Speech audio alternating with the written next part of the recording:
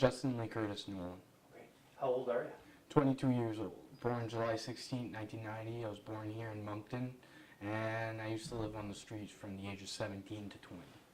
Well, first it was, I was in high school, and high school, when you're a follower, you tend to just do everything. And my mom tended to find out I was doing drugs and all this, so she threw me on the streets at the age of 17. I was in grade 11, going in grade 12. She threw me on the streets. I had nowhere else to go. Lived on the streets for 3 years of my life, going from shelter to shelter, from house to house. Basically nowhere to stay, no food, no nothing.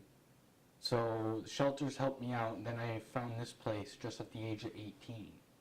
And after I found this place, it started helping me out big time. Like right now, I'm just finishing my GED right now.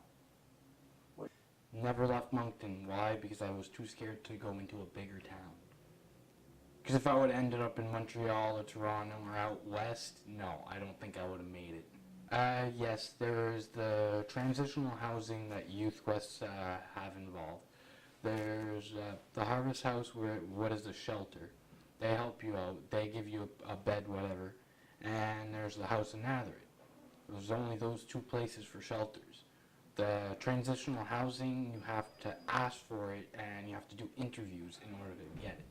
When you do your interviews, you can get into transitional housing. It's basically an apartment, but you deal with workers and everything like that. When my mom threw me on the streets, I had a job working for Irving, making $900 every 2 weeks, and I decided to spend it on drugs and alcohol and everything like that.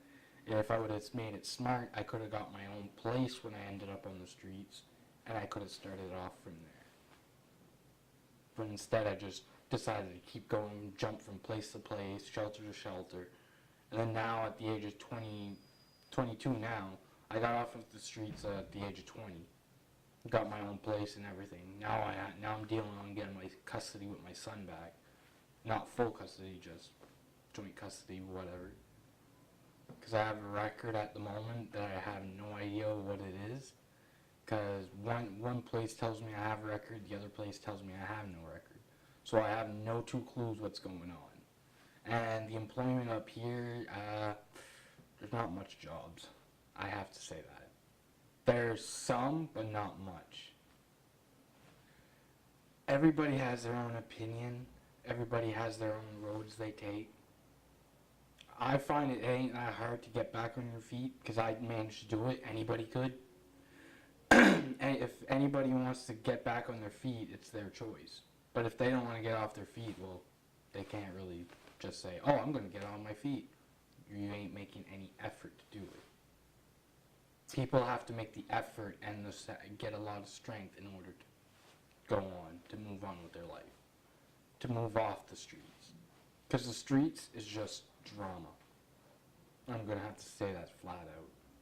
Getting a job, getting off the drugs, finding myself my own place, not a room, just an actual apartment. And 4 was to manage to survive with food, with a low income from welfare. Because rent's not that expensive, but it doesn't cover enough for your food either. I really look at myself. I have no role model.